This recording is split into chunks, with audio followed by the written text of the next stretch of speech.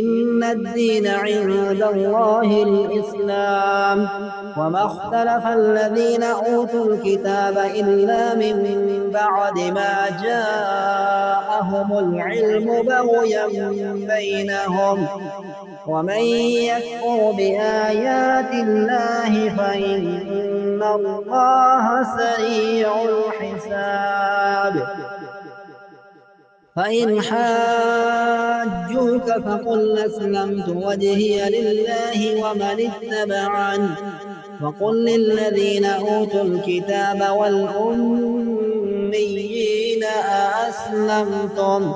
فإن أسلموا فقد اهتدوا وإن تولوا فإنما عليك البلاغ والله بصير بالعباد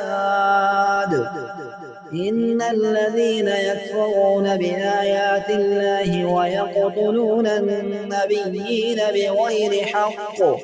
ويقتلون الذين يأمرون بالقسط من الناس فبشرهم بعذاب أليم أولئك الذين حبطت أعمالهم في الدنيا والآخرة وما لهم من ناصرين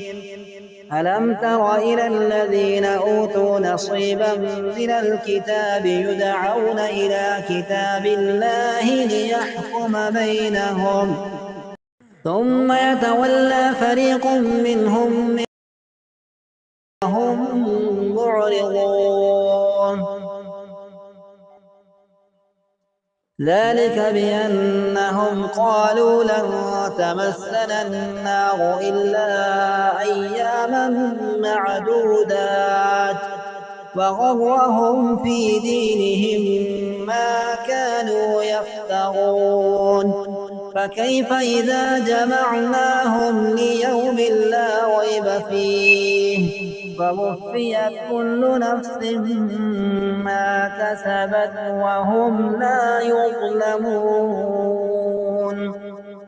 قل اللهم مالك الملك تؤتي الملك من تشاء وتنزع الملك ممن تشاء وتعز من تشاء وتذل من